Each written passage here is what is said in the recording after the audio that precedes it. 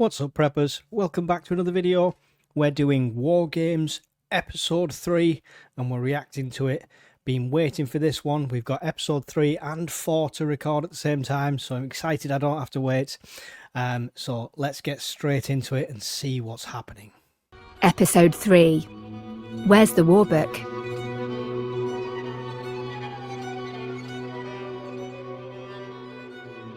In the previous episode, Russia launched an armed attack on the UK in the early hours of the morning on Monday the 6th of October 2025. It was the gravest assault on Britain since the Second World War, with a barrage of missiles striking military targets across the country, as well as... I should probably tell you, I'm going to be eating through this, but I'll try not to offend you with chomping noises. Terminal 4 at Heathrow Airport. We left the war game with Britain's military chief telling his top operational commander to strike back. From the Prime Minister's perspective, the UK cannot be seen to be completely supine in this situation. Tell me how to sink a Russian ship in the next 30 minutes. Sir Ben Wallace, as Prime Minister, is still locked in an emergency Cobra meeting with his team of real-life former ministers and military chiefs. They have to figure out what to say to the nation about the attack. Had the UK really come under fire, all key ministers would have been forced to disperse to different locations to avoid being wiped out in a single strike. As this is a simulation, though, they're staying put, around a long table, in a large room, in the basement of a building in central London. The following events take place between around 5 o'clock and 6 o'clock in the morning. What we need to work out is very simple initial advice to public. 5 points, 6 points, whatever. Stay at home, essential workers report to hospitals, and prepare someone. We get the leader of the House to get in touch with the Speaker, try and bring Parliament sitting earlier. 2 statements, I expect, one from Chancellor, one from the Home Secretary, if you want to lead on that, where we make very clear. But in the meantime, so when they wake up and it's on the radio, there are 5 or 6 points. We can always loosen those, but let's start off so people know what to do. It's took till episode 3 for them to actually tell the public, and stay at home is the only advice we're hearing at the moment. So let's see what these 5 or 6 points are. See if they make as much sense as the stay at home but go to work, and don't go to work if you have to go to work. You can go to work, but you shouldn't go to work. You should work from home if you want to. The press secretary, played by Victoria McInnes, has a suggestion. We should also ensure, Prime Minister, we're using the Home Office alert system so that everybody will wake up to it on their phones, not just on the radio. So let me tell you something. I don't even know what the Home Office alert system is. It has been probably so underused. How do we get it? Is it on the radio? Is it on the television? You get a very loud noise on your phone. On your WhatsApp. That'll wake them all up, Prime Minister, I can assure you. Right. And it would say, wakes you up, and then what? Emergency alerts are being sent to tens of millions of mobile phones across the country, letting people know the UK has been attacked. This is what you would actually hear. The government in the real world introduced the alert system in 2023 when they ran a nationwide test. Another test is planned for this year. Like air raid sirens during World War II, it would be the modern-day sound of the UK at war, provided the mobile network. The problem is, I know so many people that as soon as they got that test, they turned it off. You can opt out, you can turn it off so you don't get the notifications, you don't get the sirens. So unless they can override that somehow, is it the equivalent of an air raid siren? Works are still working. Imagine how that would feel to be woken before dawn by this sound and a message telling you that Russia has launched missile strikes against targets across Britain. We understand that RAF jets are still airborne in case of further strikes. 2 people have died, but officials warn the toll will likely rise. The government knows it needs to do everything possible to reassure the public and prevent panic, even as it struggles to rally NATO allies to help the UK fight back. Has declared a state of emergency.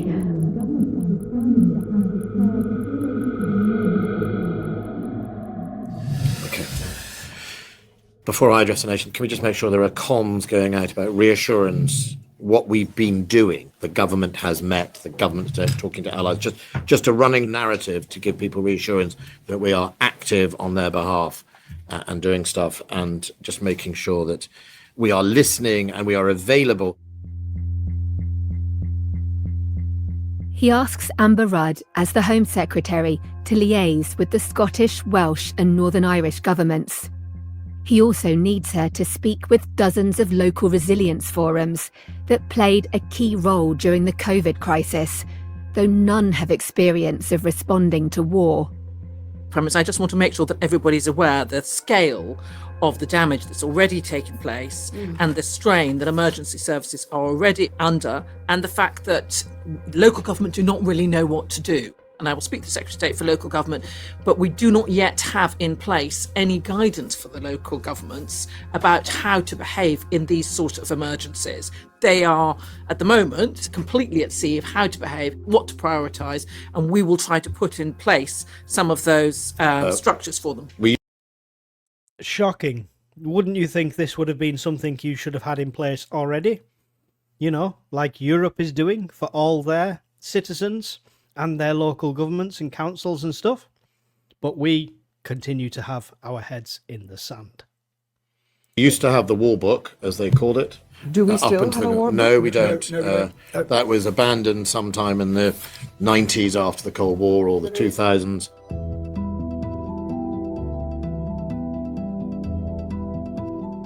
I'm going to step in for a moment to explain what they're talking about. This is a fundamental weakness in the UK's national resilience that Chris Donnelly also highlighted.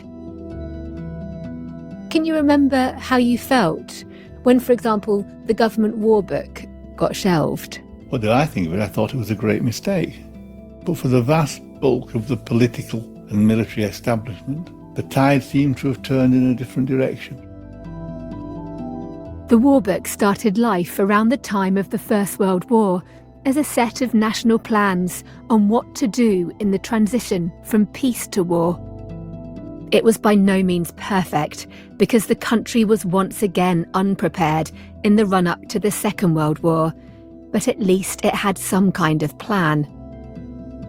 By the time NATO was established in 1949, this instruction manual to prepare for a conflict had evolved to correspond with war plans for the whole of the alliance. Marked secret and regularly updated by the Cabinet Office, the government war book covered so much more than just mobilising the armed forces during the Cold War. It also focused on the need for local authorities, industry and wider society to be prepared for World War III, including the prospect of nuclear Armageddon.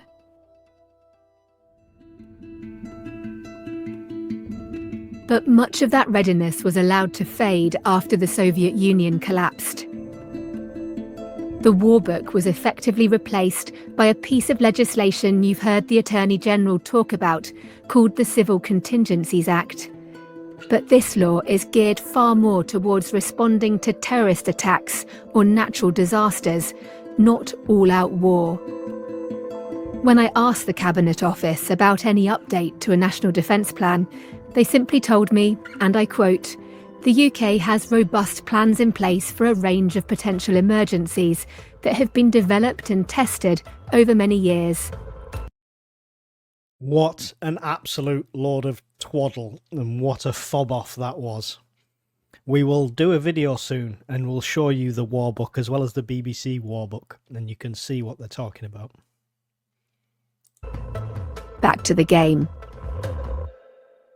Prime Minister, can I just raise that I know that obviously the major thing is security and the missile issues, but there are people who are getting out of their beds this morning and they're going to be hearing that there have been explosions in areas close to them.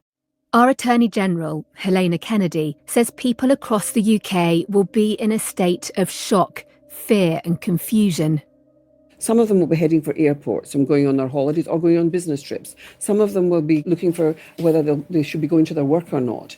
There's going to be a lot of fear around, and I just wonder about practical advice to ordinary people. And I wanted to know what the Home Secretary felt she should be saying too. Yes, thank you, Attorney. We have already announced that we've closed UK airspace. And Heathrow Airport is closed as well. So that's in place and that will be available. Other airports, Glasgow? Well, yes, because the airspace is closed. Airspace is closed overall. The local government, of course, do not have a rehearsal plan to respond to an armed attack, but we do have structures in place as a result of the COVID situation a few years back. So we are going to be using volunteers through the local resilience forums. We can perhaps put that back together. And we should also think about how we can use volunteers to come into military assistance. So we do the opposite to the military assistance to the civilian authority, CAMA. So they've managed to stop the planes, but have they stopped the boats? It is regrettable that we haven't rehearsed this before and that we haven't been able to put it in place so local government have more information because they don't know what to do, basically. The National Security Advisor and Attorney General recommend invoking Part 2 of the Civil Contingencies Act. This will give the government emergency powers to be able to do things like require people to stay at home, ban travel, and ration fuel. So, PM, can I suggest you've got to make a statement to the nation, and you're going to have to do that fairly shortly, and you need some time to go through that because that is the crucial moment for the nation, and it's going to have to be. I don't think we can go beyond 6 a.m. for that on a Monday morning. So, can I suggest, assuming the attorney agrees, and I think from what she says she does, we can invoke Part 2 of the Civil Contingencies Act, which is emergency powers. We have been subject to an emergency which amounts to war or terrorism, which threatens serious damage to the security of the United Kingdom. That gives ministers essentially emergency powers, and therefore to direct all emergency services to take the actions the Home Secretary set out. But it also means we can direct people to stay at home, etc.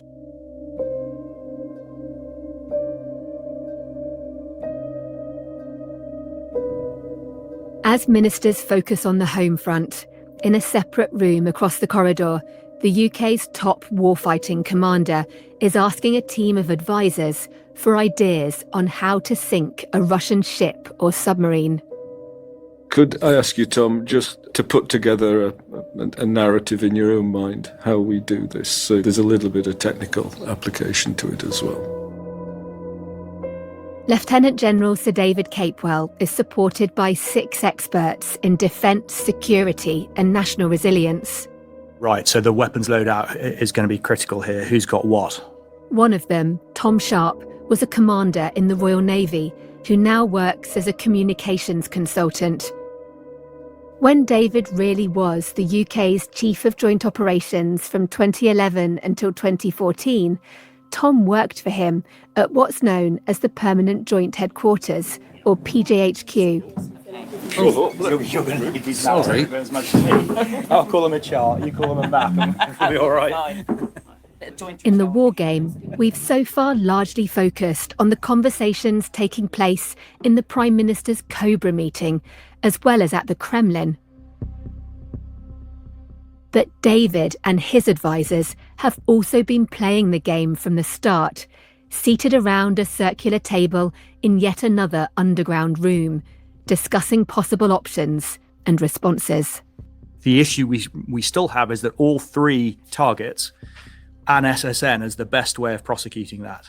The team uses a lot of military acronyms, but I'll translate. Using the Cold War mentality of giving them a bloody nose underwater first up to send them scurrying back, hopefully. The first order of battle is to sink one of their SSNs, maybe more if we know where they are, certainly the one that was off Scotland, using a combination of our SSN, a Type 23 frigate with Merlin and or the P8, whichever gets there first. An SSN is an attack submarine armed with cruise missiles and torpedoes, while a frigate is a medium-sized warship that can be fitted with radars to hunt for submarines. Merlin helicopters and P-8 maritime patrol aircraft can do this as well. What Tom's saying is that a submarine is the best way to strike back against Russia, and they should aim to take out one or more of the Russian submarines. It's helpful that the one that we've seen is next door to Lossiemouth. Sir Bernard Grey used to be the top civil servant in charge of procuring and maintaining military equipment. The place he's referring to, Lossiemouth, is on the north coast of Scotland. It's where the UK's fleet of P-8 maritime patrol aircraft is based. These planes are a kind of military version of a Boeing 737 airliner, which he may have flown on as a passenger, but this one's armed with missiles. Both Tom and Bernard want to target the Russian submarine that chose to surface off the Scottish coast the previous day next to a passenger ferry. And therefore, from that point of view, I would be prosecuting the area with as much everything of P8 as we've got. That's bearing in mind it's the P8 base. Our quickest remedy for the Prime Minister's point of view is finding and prosecuting that one. We know it's an SSN. We know where it is, and we've got all of our ASW aircraft within 50 miles. ASW means anti-submarine warfare, so anything that can find, track and destroy submarines. That's a good point. That's easily the quickest way to strike back. Tom also suggests sending a submarine to target the flotilla of Russian warships that attacked the UK. And then we can allocate one SSN to their surface fleet. That is a high-risk mission. But it's something that my submarine chums would very much like to get involved in. I've spoken to them. And in theory, if they can get in amongst that task group, they could cause merry hell. But it's high risk because there are still 7 of their SSNs, of which 1 or 2 will be allocated to this. So then it comes down to our SSN versus their SSNs. He sets out some stark survival odds for the submariners who'd be carrying out the mission. I'm sure they could get a few shots away. I mean, that submarine, I would give it probably a 40% chance of not coming back. Back in the Wargame's main I wouldn't say that odds to the submariners. I wouldn't tell them, it's almost 50-50 whether you're going to return or not. room, the British side has just received their first communication from the President of the United States via a post on social media. He has put out a statement saying, "Stop the bombing on both sides." The Prime Minister's press secretary reads it out. The attacks on the United Kingdom and inside Russia this past week should never have happened, and they are sad to see. The United States is ready to negotiate an end to the fighting. My administration wants peace. Whoever seeks war will regret it. That came out about 10 minutes ago. Okay, so not very helpful. Meanwhile, however, unusually, the US Navy has been ordered into the North Atlantic to conduct surveillance. 2 carrier groups are being readied or diverted immediately to the region, so I understand, which is potentially positive news. This could be important if they're ultimately allowed to help the UK. American aircraft carriers are giant warfighting platforms. Each one will be loaded with dozens of fast jets and protected by a task force of warships and submarines. Very interesting. Also very alert to the movement of the American warships is the Russian team. I imagine that's how it actually goes at the moment as well. Like, the government's in the middle of an important meeting and it's like, oh, Donald's tweeted again. A weakening of US support for the UK has emboldened the Kremlin in this crisis. But Moscow knows that Washington is not its close friend either. Well, not yet. The Russian president, played by Keir Giles, is asking his team for an assessment of the damage inflicted on Britain by their missile strikes. Swedish defence expert Maria Enqvist is in the role of Russia's military spy chief, while Finnish naval analyst Robin Hagblom, speaking via video link, is pretending to be a Russian admiral and commander of the Northern Fleet. Do we see anything, Chief of Military Intelligence, from UK news reporting yet or any other sources? Mr. President, our assessment is that the strike on Portsmouth has been successful. UK media reports on the locations of our strikes are sparse at best. Our operators can confirm that the damage at Portsmouth is substantial. Thank you very much. Admiral, did you receive all of that? Yes, that is understood. My recommendation is that we will follow up the first wave with the second wave targeting the capabilities left. Thank you. We will proceed as scheduled. The Russian attack isn't just being fought by warships, jets, and submarines, though. The Kremlin is also using information as a weapon to undermine and isolate the UK. The president asks his spy chief for an update on what he calls information warfare measures. Please brief me on the information warfare measures that your services have prepared against the United Kingdom.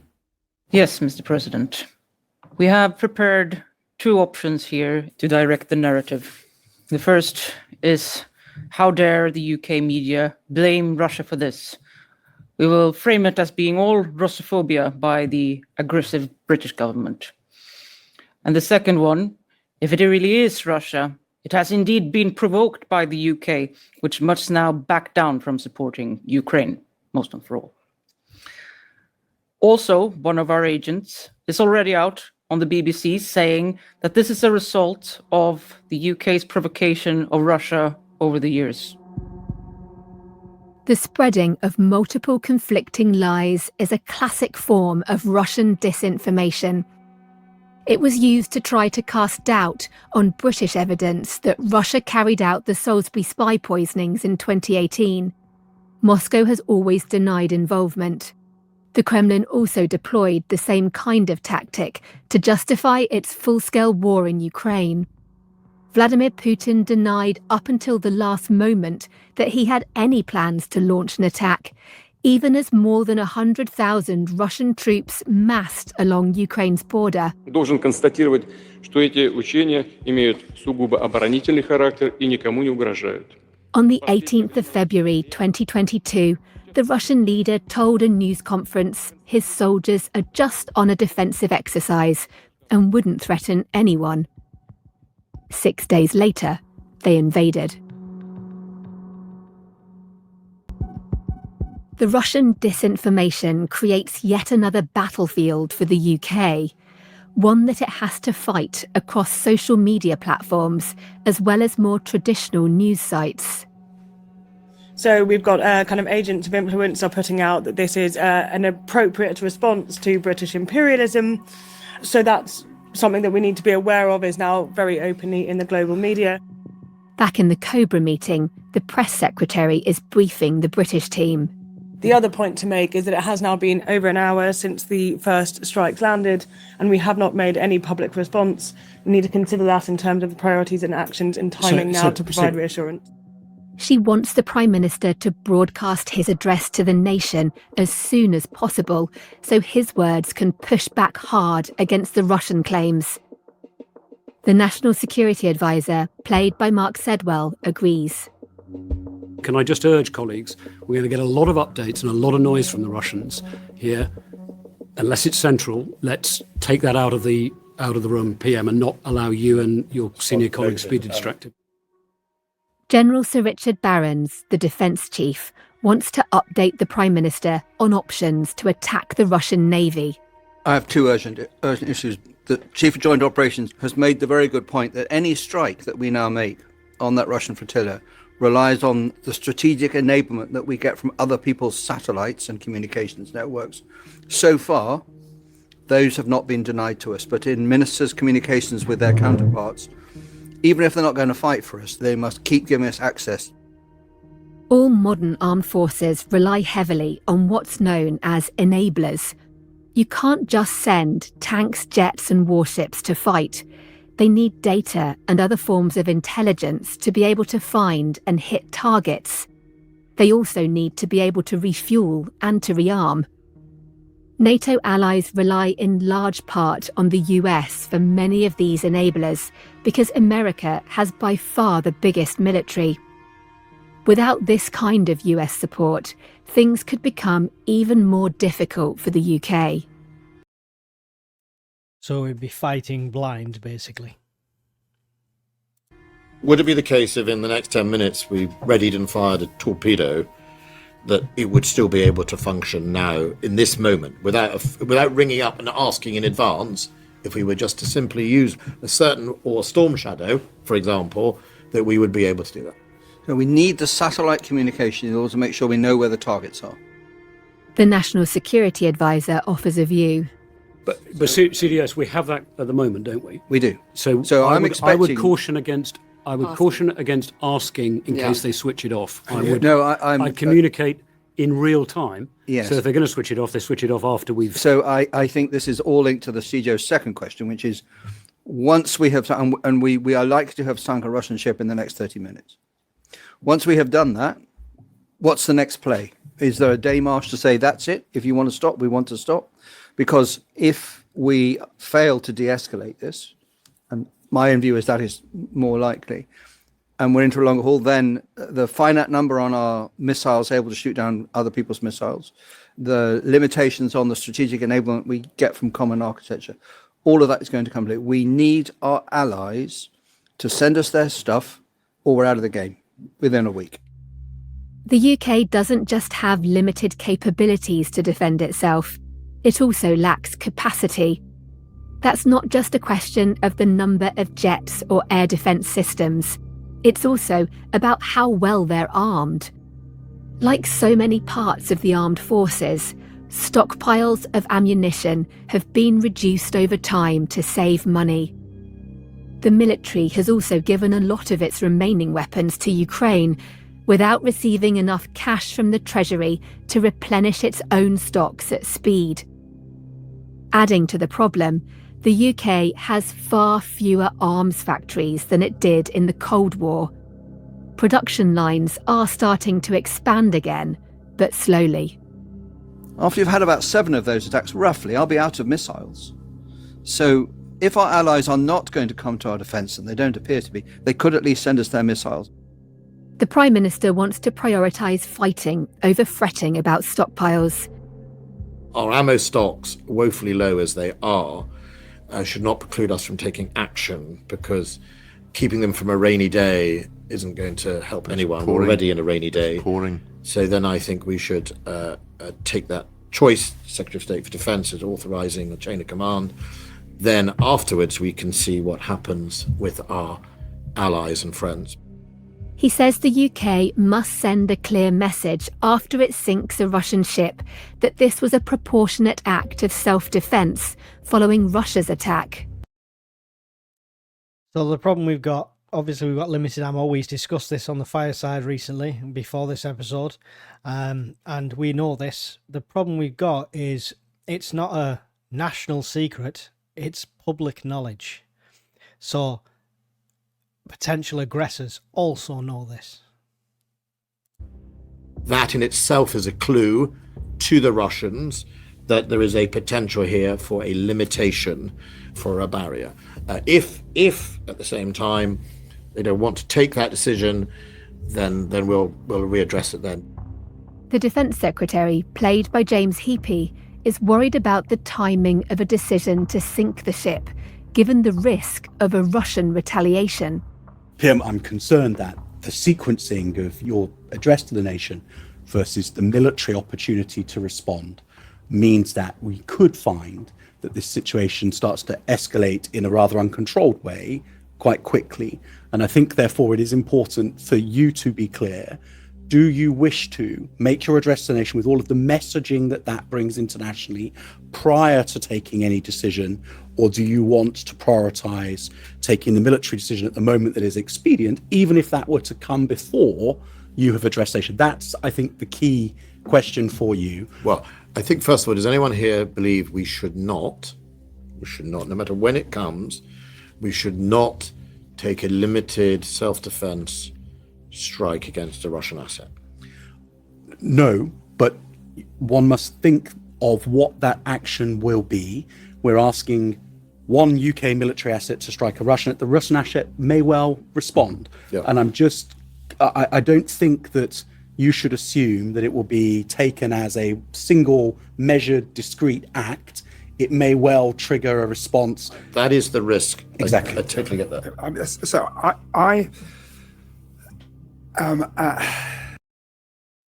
it will definitely trigger a response, because due to the false flag, at the moment, according to them, we've attacked them and then they've retaliated.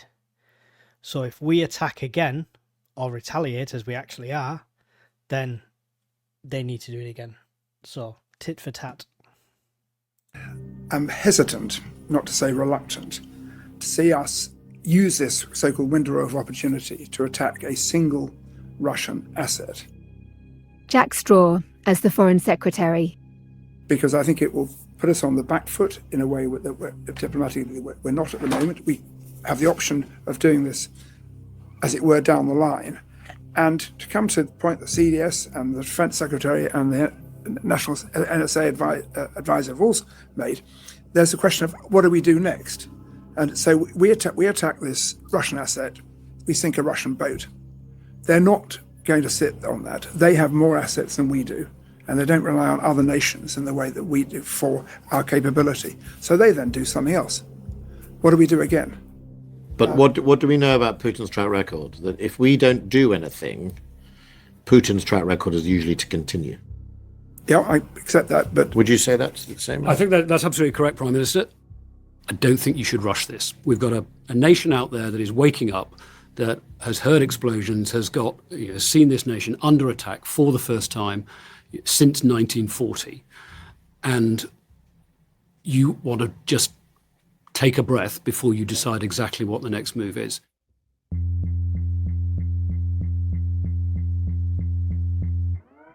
As they're talking, the defence chief is handed a piece of official-looking paper. This new information, known in wargame language as an inject, has been issued by Rob Johnson, the games master. The chief of the defence staff reads it out. I'm sorry, I have to interrupt. I have to report that we have sunk a Russian ship in self-defense. One of our submarines in proximity to the Russian flotilla was attacked, and it has sunk a Russian ship. What was the ship that was sunk? The Russian vessel so unfairly victimized by a British submarine was the Vice Admiral Kulikov, which is a Udalay-class destroyer, so a valuable target. So, look, I think what we do is we cash that in the bank. We say that we defended ourselves. Yep. And indeed, if there is any communications on that ship or any witnesses on that ship, we make sure that is in the public arena. This is a significant development, the sudden sinking of a Russian warship. As you know, a British submarine had been tasked with trying to attack the Russian flotilla, but while on this mission, it was threatened and opened fire in self-defense. A destroyer like the Vice Admiral Kulikov would probably have a crew of more than 220 sailors. Russia's navy has lost a lot of vessels in its war against Ukraine, but this is the first time the Royal Navy has directly sunk a Russian warship in more than a century. Oh. We just lost the ship. I see there has been a development. Yes. It's unexpected and unwelcome news for the Russians. I would like now to speak to the commander of the Northern Fleet, if he is on the line. Yes, the commander of the Northern Fleet is here. Admiral, we understand that one of your vessels has been sunk. Yes, we have unfortunately seen one of our large anti-submarine ships being sunk by a torpedo. Immediately upon this happening, we have launched additional anti-submarine helicopters who will start looking for any signs of the submarine trying to follow us, and in the best case, we hope to be able to identify its location and sink it. Very good. Unfortunately, this is the kind of losses one can expect. Absolutely. I am sure you will be doing your best to recover whatever survivors you can, but I'm sure we are also all agreed that this is an entirely acceptable price to pay for the success of our operations so far. Does anybody disagree? No. The Russians then start to question whether the Americans may have helped the British attack their ship. We cannot rule out that US intelligence has been aiding in the targeting of our vessels. We are currently looking into that, as well as going once more through all the sonar contacts we have to make sure that there isn't a US submarine shadowing our squadron. Very good. Thank you. Keep us informed. So, at present, we have suffered damage. Are they going to make contact with the Americans now? And then we're going to lose that intelligence and the satellite links? But nothing significant enough to change our course. Our only real concern is the attitude of the United States. Yeah, less than expected. Yes. It will be interesting to see whether the US have actively assisted the Anglo-Saxons or not. I suspect we may not have a clear answer to that from the Americans. It is something that we need to handle. Tom's Rostock's, playing the part of Russia's military chief, offers a view. This was probably implied when the State Secretary said that the US would pursue an even-handed approach. It is fair to assume that, yes. The Admiral suggests asking the Americans to help them sink the British submarine that fired the missile, if they really are being even-handed. We can always ask. That is an excellent question. That's a ballsy move. In London, the Prime Minister also wants to speak to the Americans, as the President had warned in his social media post that whoever seeks war will regret it. And if you remember, his last word on his tweet is, I think they will pay. Wasn't that the line on his tweet? It was. So I think we need to go straight back to the United States and remind them that the Russians have, in a sense, done that. He's referring to the fact the British submarine had been acting in self-defence. Okay, very briefly, as this is hot and live, there are other things we have to also consider. So our economy, Chancellor, with some urgency, whatever work we need to do to make sure that the economy, when the markets open, etc., we are protected. Our Chancellor is played by Jim Murphy. In real life, he served as Secretary of State for Scotland in Gordon Brown's government, then as Shadow Defence Secretary in opposition, before becoming leader of the Scottish Labour Party between 2014 and 2015. In the war game, the Chancellor flew back the previous night from a trip to China, so this is the first time we're hearing from him. Yeah, it might sound trivial to some people in the middle of an attack, but fundamentally our economy is absolutely one of the things Russia would be after. You're going to have to think, Chancellor, about whether you're going to let the markets open. Of course. Or not. Look, if this is a one-off event, then even what we've seen already today will have very deep and long-term impacts on our economy. But if it's more significant than that, then we're in entirely uncharted territory in any of our lives. And we have to build an economic response that matches that. So I've got the Bank of England governor out of his bed. I've spoken to him 2 or 3 times about monetary policy. On the opening of the market, the stock exchange, look, from memory, it's only closed in September 1939. Even on 9/11, it stayed open. I want to talk to the US Treasury Secretary and others before coming to a view as to whether the market should open. And finally, this may be the last time I have a chance to speak to you before you address the nation, so I just wanted to implore upon you that we take a posture of peace through strength. If we are too weak in the next hour, this ends with our humiliation and surrender. And I stand alongside you and behind you in taking whichever measures are required to get us through this day and through these events. A civil servant then hands the Prime Minister a note. The latest flash signal we've just received, says that Russia's nuclear arsenals are being placed on the highest state of alert. So what we need to make sure is we get back against the United States. The UK is wondering whether this nuclear escalation by Moscow could prompt the US finally to take Britain's side. So, Prime Minister, it's now just after 6. You were due to address the nation just a few minutes ago. While you are prepping and doing that, Foreign Secretary can get us on the line to the US Secretary of State, who's apparently ready to speak to us again. I really think you need to go and do that now. Okay. And have a quick glance at your speech. The National Security Advisor is preparing his boss for what will be the most significant public broadcast by any British Prime Minister since the Second World War. What am I actually going to do? Ben Wallace leaves the room with his press secretary. They head down the corridor and into a small radio studio. Take a seat just there. Right, okay. His team has already worked up a draft speech, but ultimately it's up to the Prime Minister to decide what to say. He makes his own handwritten changes. The Russian missiles have impacted our brave emergency services. I've deployed to the scenes.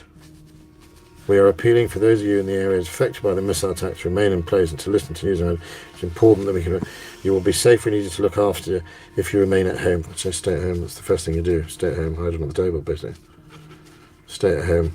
Further advised will be issued.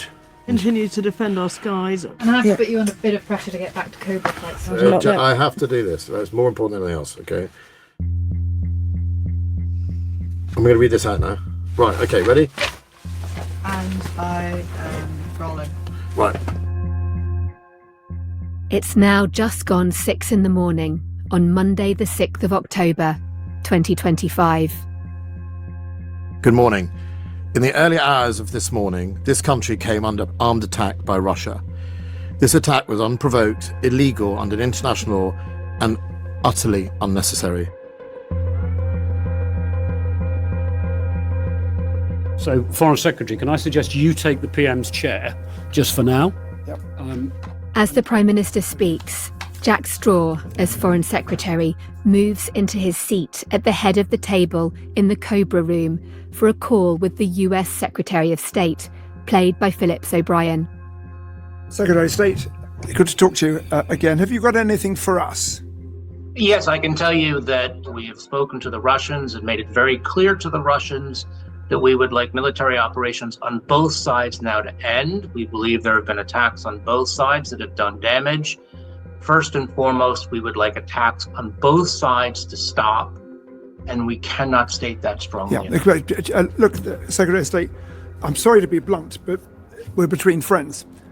There is a completely false assumption in what you've said. We were not remotely responsible for the attack on the naval base of the Russian Federation that has triggered all this. I do not understand why, in those circumstances, you are bluntly pretending that this is a situation where there was equal wrong on both sides. Why are you going in for this pretense? We are not saying Britain or Russia is to be blamed right now. We do not have full intelligence. The government has given license to our armed forces to defend our islands. Throughout the night, I have chaired Cobra meetings, and the government has given its full support to those armed forces to act to defend our nation and our people. What we are saying is fighting should stop now. Well, let me just say that equal-handedly. Well, I'm very sorry, but I think that history will judge the president, and also with respect to yourself, very harshly. Let me just tell you something else. A UK submarine sank a Russian naval vessel that had attacked it. Our submarine had to take action against the Russian ship, and we sunk that Russian asset. What would a US submarine have done in this situation? Well, hopefully a U.S. submarine would not have been caught in this kind of situation and let a Russian get close enough to attack it. Okay, how would it prevent that? Well, it would prevent it by being prepared better. Russia. Wow. I mean, what can you say with that kind of intellect? Must understand that any unprovoked and illegal attack will receive a response. Could I just ask you, are you aware that Russian nuclear arsenals are being placed on the highest state of alert? We were aware that the Russian nuclear move, but the Russians have assured us that they will have no use of nuclear weapons. The situation, I know, is very alarming, but our country has endured many attacks in the past, and I ask each of you to consider how you may assist in this moment of national trial. We are calling on our allies internationally to join with the United Kingdom to defend collectively and to fight back against such attacks. We do not see any other European state at this point fearing that a war is about to break out. So that is why we would like to handle this bilaterally with the British and the Russians. We are going to follow the US policy as laid out by the president, which will look after American interests first. The message is we are not alone. And Russia must understand that they cannot bully, intimidate, or strike us without serious consequences.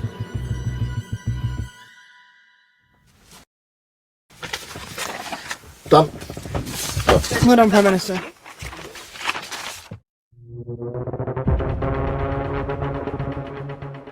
The UK's isolation is yet another opportunity for the Kremlin. The Americans tell us that they believe both sides are now involved in a tit-for-tat exchange which is heading in the wrong direction, and they are urging both to stop all military operations aimed at the other. I believe we need to continue with our SODSIT, with our strategic operation for the destruction of critically important targets, precisely for the purpose of coercion to peace. I agree. And we don't have that much time left. Yes, it is time to strike. While we still can.